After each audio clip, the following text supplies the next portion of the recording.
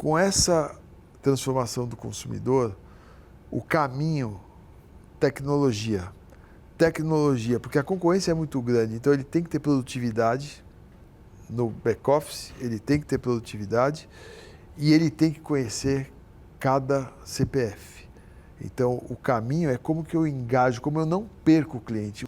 E o desafio é esse, é como que eu trago ele para dentro, concorrendo com lojas especializadas. Então, eu tenho que... O varejo tem uma lição básica, é a aula número 1 para quem quer abrir um posicionamento, mas é onde ele mais peca. Começando mais um VideTalks, estamos começando a segunda temporada, super contentes, obrigada por cada um que está seguindo o nosso canal, interagindo com a gente. Esse bate-papo gostoso em que a gente está trazendo executivos do varejo, profissionais que têm extrema participação, relevância. E hoje a gente está contente demais aqui com a presença do Sérgio Alvim. Então, Sérgio, que é uma referência no varejo no Brasil, e aí você vai contar um pouco mais para a gente, porque tem fora do Brasil também. Então, é muito bacana. Bem-vindo, Sérgio. Muito obrigado pelo convite. É uma honra estar aqui.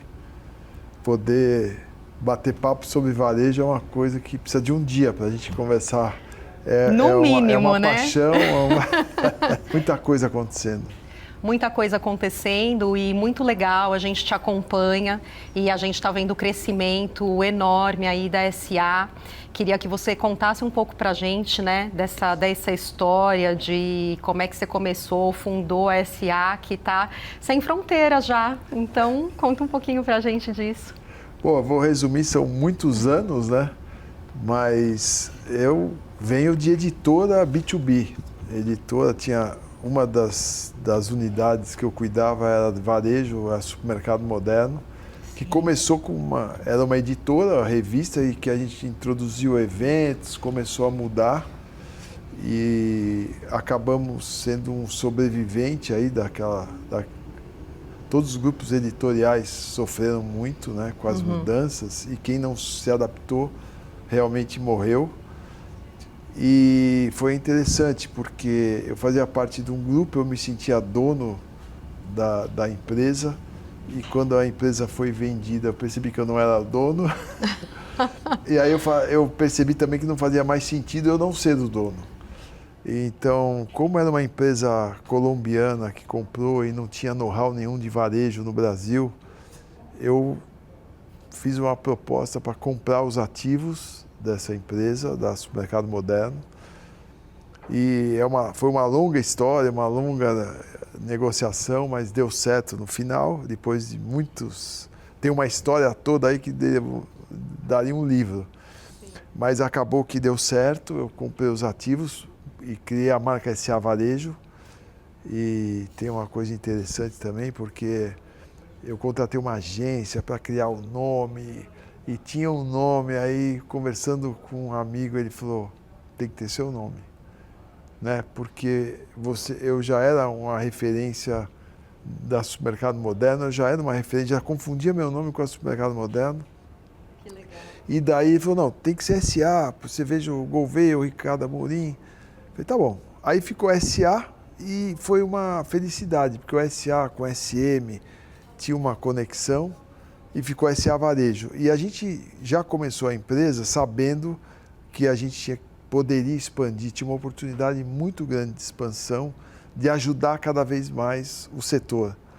E a gente já tinha os eventos e precisava...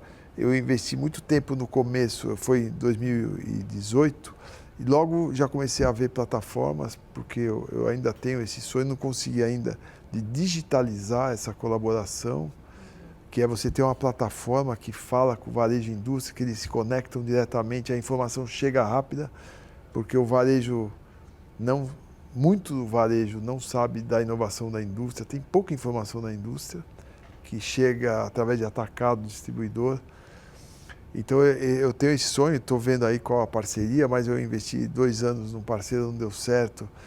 Mas eu sabia que tinha que desenvolver essa parte de digitalizar a colaboração. E tem muitas outras oportunidades, a questão de distribuidor, os distribuidores são muito carentes, não tem quem cuide deles. Ainda tem muita oportunidade. E na época a gente também pensava muito no trade, porque o nosso relacionamento sempre foi comercial e na cúpula. E o trade participava como coadjuvante. Então, a gente falou, puxa vida, o trade tem que ser mais protagonista. O dinheiro indo para o trade, indo do marketing para o trade marketing, bastante. Começou já a passar de 50% do investimento. E o trade, um penduricalho da área comercial. Eu falei, não, o trade é que determina a venda maior para vendas vender, e não ao contrário. E aí o Eduardo, que era nosso cliente, passou 2 anos viajando com a gente, porque a gente faz os fóruns regionais, e a gente jantava na VESP, conversava sobre isso, e ele estava na Mega Mídia, que é uma empresa de trade, e aí falou, olha, vamos desenvolver esse trade? Vamos embora. E aí nós nos juntamos e criamos aí a SA Varejo virou SA mais ecossistema de varejo. Nós abrimos a frente de trade, a parte internacional, a parte de educação e a área tech. Então são 9 braços hoje que trabalham para ajudar na conexão das indústrias, das empresas de serviço com esses varejistas. E o trade foi uma revolução que a gente fez no trade, né? Fizemos um evento que já nasceu grande e hoje tem 2.000 pessoas, um evento que a gente faz anual, o Trade Connection. E essa comunidade de trade veio e realmente está sendo uma contribuição importante. Outra área que está crescendo muito é a área internacional. Levar varejistas para universidades fora, para visita ao varejo fora, ver as experiências. É incrível, tem sido incrível. A gente está levando tanto para os Estados Unidos como para a Europa e fazendo nossas viagens e as viagens customizadas. Então, nós vamos levar um grupo de distribuidores, vamos customizado. Temos a Rede Brasil, uma rede de varejo, estamos levando para Portugal agora em abril ou maio. Estamos levando, então... estamos tentando colaborar de todas as formas no Brasil e levar para ver um pouco o que está acontecendo lá fora também. Está divertido. Que bacana. Nada como a gente se divertir com o que a gente faz, né, Sérgio? Exato. Mas eu acho muito legal, a gente acompanha, como eu comentei, e eu acho que é uma paixão mesmo por realizar essa conexão do varejo. O nome é muito feliz, o Trade Connection, porque eu acho que é disso que se trata mesmo, de conectar os diferentes interlocutores para que a gente possa começar a fazer coisas novas, né? O mundo mudou, então o shopper é outro, a jornada é outra, está tudo diferente. E se a gente não se fala, não tem... É o que a gente estava batendo papo aqui. Tudo são pessoas, né? E se as pessoas não têm esse relacionamento, como é que a coisa pode ir para um outro lugar? Fica cada um ali no seu mundinho, né? Fazendo e a coisa você não... sabe que uma coisa interessante que a gente vai percebendo, né? Poxa, por que a SA... A gente faz eventos que qualquer um poderia fazer. E aí vem o que a gente defende sempre, né? Não é o que você faz, mas é como você faz. Então, nós temos uma proposta muito verdadeira, muito fiel ao nosso propósito de desenvolver o varejo. Então, a gente consegue pôr na mesa assuntos muito difíceis de uma forma fácil, né? Então, a gente fala de colaboração e põe as verdades na mesa de uma forma respeitosa, mas... Exato. Sincera e provoca. E difícil, provocativa. Provocativa, então, que é muito isso importante. Deu muito certo, a forma como a gente faz. Então, criou uma credibilidade. E aí eu falo dessa credibilidade, que é o que precisa ter na relação do varejo da indústria, por exemplo, né? O nome do jogo é confiança. As indústrias têm uma marca, mas eu digo para você assim, claro, exagerando um pouco, mas não importa o seu tamanho, não importa a sua marca, importa qual é a sua relação de confiança que você tem com o varejo. O varejo preza muito a confiança, a transparência, a parceria de verdade. Então não importa o tamanho, porque se uma indústria grande falha, uma menor está ali para ajudar ela vai ganhar espaço no varejo. Não é a marca. Às vezes a pessoa tem síndrome do patinho feio, né? Ah, mas a minha marca. Não. Seja parceiro dele, ele vai abrir espaço para você e você vai crescer. Tem 1000 exemplos disso, né? Então, o nome do jogo é confiança, é relacionamento, é transparência. Isso é muito maior do que a própria indústria entende. Se ela entender isso, ela vai ter muito mais sucesso. Como eu disse, tem várias histórias de indústrias grandes que se perderam no tempo com uma certa arrogância e que tiveram que voltar, descer do sapato alto para poder retomar o crescimento, porque senão ia perder e você pega indústrias, as líderes de mercado, estavam perdendo em categorias, perdendo liderança em categorias chave, perdendo, né? Tiveram que realmente mudar o mindset, não mudar as marcas, não mudar a qualidade do produto, tiveram que mudar as pessoas. Então, por isso que eu digo, com a experiência que a gente tem no setor, e principalmente depois da pandemia, isso se acentuou mais, é relacionamento de confiança. São pessoas. Atrás de empresas, são pessoas que constroem o sucesso ou insucesso de uma companhia. Somos CNPJs, mas ali no dia a dia é o CPF que conta. Você pode perguntar para qualquer varejista, como é que vai a empresa tal? Ele fala, entrou fulano de tal lá, maravilhoso. Ou saiu ciclano, olha, piorou demais, eu não recebo visita. Então, é mindset, né? A gente fala que a empresa é voltada para o cliente e eu pergunto, e mindset vem de cima, né? Cultura vem de cima.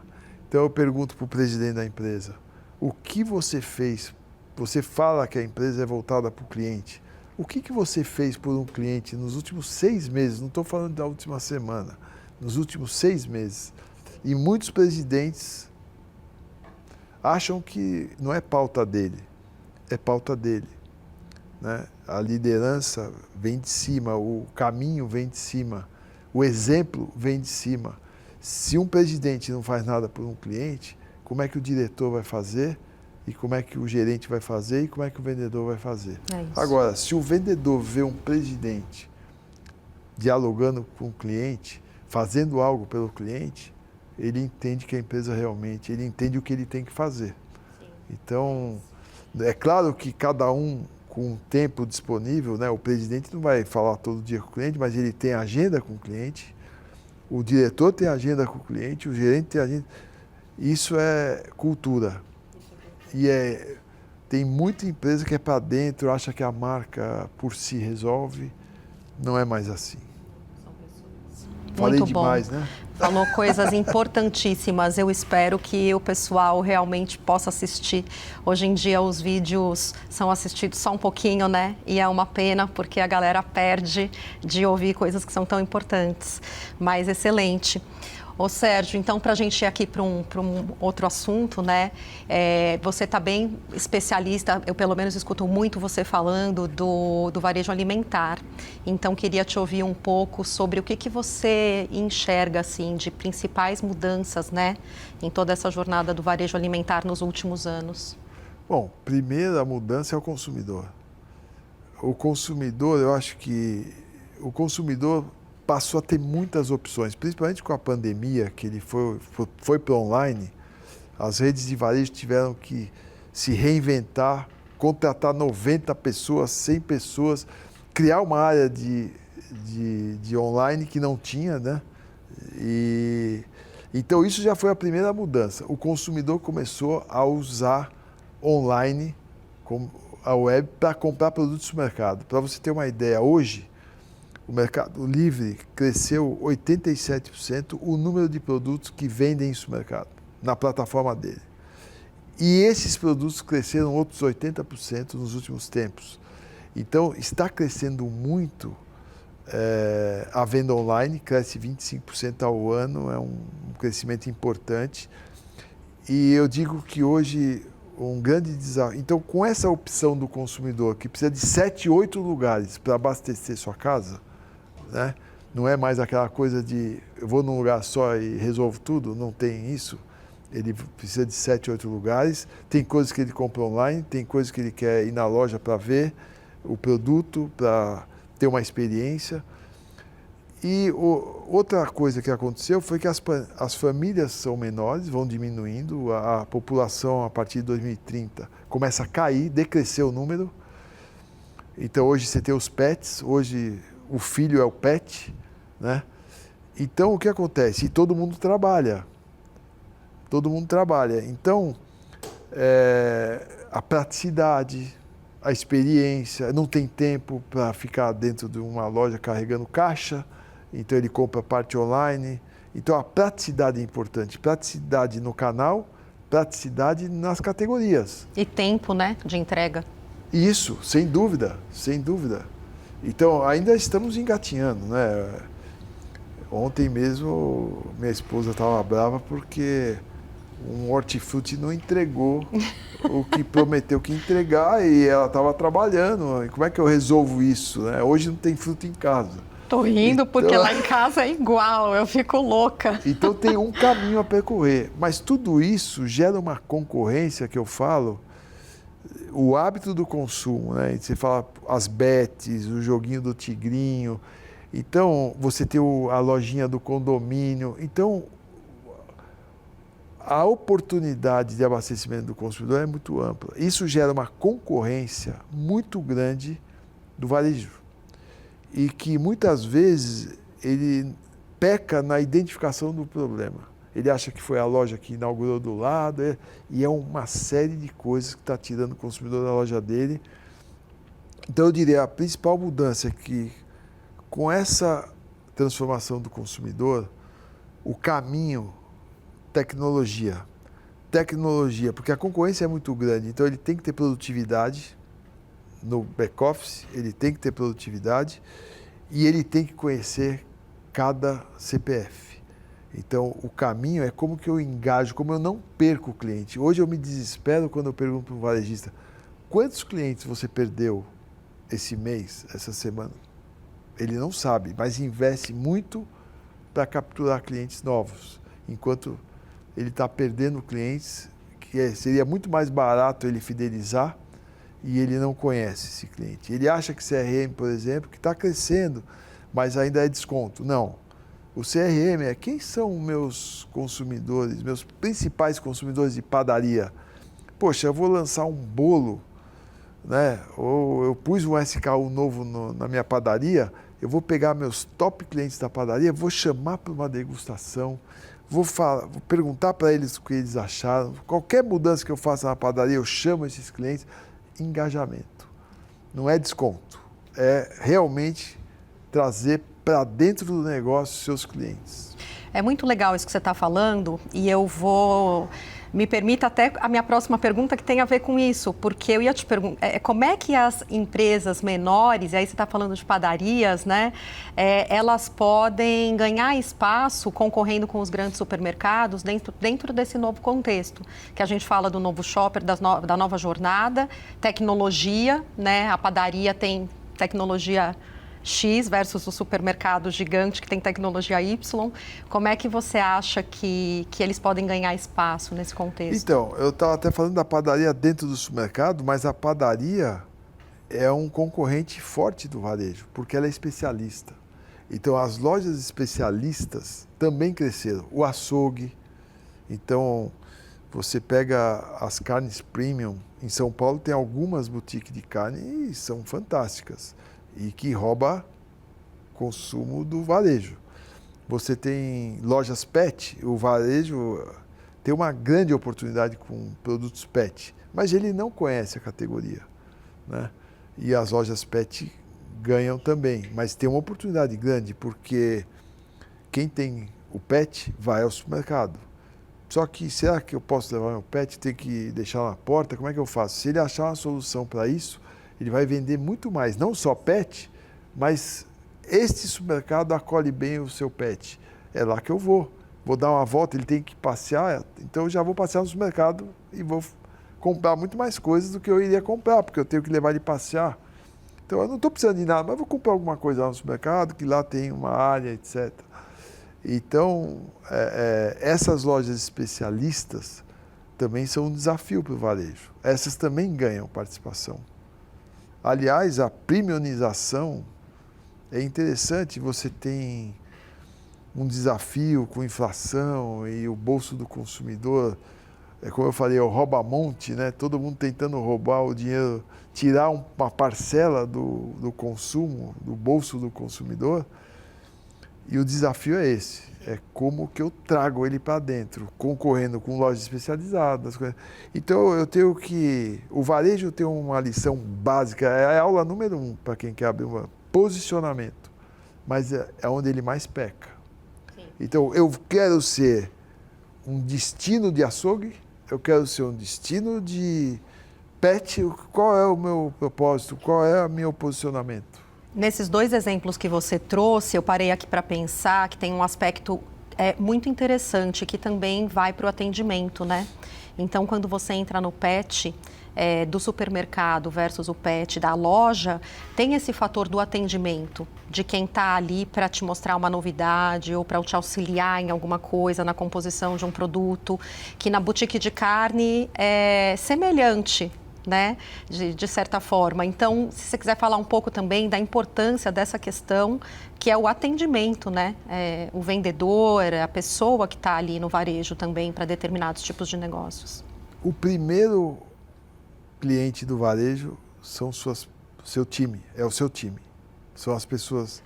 Então, já começa aí um desafio seguinte, como é que eu trato essas pessoas, como é que eu trato meu time, porque eles são meus primeiros clientes. Se eu quero que eles tratem bem o consumidor, o shopper, eu tenho que tratá-los bem também. Então, não espere nada e você às vezes entra... Ontem eu estava com uma figura maravilhosa, que é o Marcelo Silva, ele é vice-presidente do Conselho da Magalu e ele foi presidente do Bom Preço, da Pernambucanas, da Magalu também. Ele fez a transição do Fred para a presidência, um cara com uma experiência maravilhosa, e ele conta que a primeira coisa que ele entrava quando ele era presidente, ele ia ver vestiário, banheiro, refeitório. E às vezes estava no planejamento estratégico reformar 500 lojas, mas a primeira coisa que ele ia no chão de loja, falar com as pessoas do chão de loja, o que estava ruim, o que estava bom, as pessoas, vamos olhar meu banheiro lá. Não tem papel higiênico, vaso sanitário quebrado. Como é que você quer que essa pessoa seja feliz e dê um sorriso para o consumidor? Então, ele mandava reformar todos os refeitórios, todos os banheiros e vestiários antes de reformar as lojas. Então, o varejo está vivendo hoje uma dificuldade enorme. Você sabe que o varejo não abre loja por falta de gente? Às vezes fica a loja pronta para abrir e não tem gente. Então, hoje tem um déficit tem vagas assim, centenas de milhares de vagas abertas sem reposição. Então, olha que desafio, né? Eu tenho que engajar o consumidor, eu tenho que engajar meu funcionário. Então, como é que eu faço? Porque é custo, né? O funcionário, cada coisa que ele agrega no benefício, por exemplo, é um custo. Mas ele não escapa disso. Não tem jeito. Então ele tem que engajar o funcionário, ele tem que engajar o consumidor, não está fácil a vida para o varejista. É uma aventura total. Poxa vida, a gente está indo para o final aqui, fica apitando esse tempo nosso que está acabando e eu ainda querendo conversar um monte de coisas aqui com você, mas a gente vai indo para o final. Ô Sérgio, não sei se você sabe, a última pergunta, a gente faz essa associação com a VID, né? Que VID significa ver, observar. Então, nesse contexto, eu te pergunto, o que você acha, assim, que o varejo, ele precisa ver mesmo definitivamente e ele ainda não está vendo, ainda está precário? Eu acho que tecnologia, pessoas... É muito importante que ele entenda que o maior concorrente dele é ele mesmo. Então ele tem que olhar um pouco para dentro e rever fazer o seu básico. Olhar para o seu posicionamento, olhar para as suas pessoas, olhar para os seus consumidores e shoppers. E ele tem que mudar o mindset, não tem mais feeling. O feeling é importante, mas com dados resolve muito mais. Então, ele tem que tomar decisões baseadas em dados, ele tem que usar informação para tudo. Muito importante isso que você está deixando. Tem que usar dados, tecnologia para ganhar produtividade, para ele ter um custo competitivo. Vamos falar assim, o desenvolvimento sustentável, eu tenho que ser competitivo. E como é que eu sou competitivo? Tendo produtividade, conhecendo meu shopper. E para isso eu preciso de tecnologia. Para eu negociar com a indústria, eu tenho que ter dados. Senão, eu não... ainda tem muito no varejo, comprar quantidades com desconto. E essa quantidade vira um problema para ele, né? Então ele acaba tendo estoque alto e uma ruptura alta.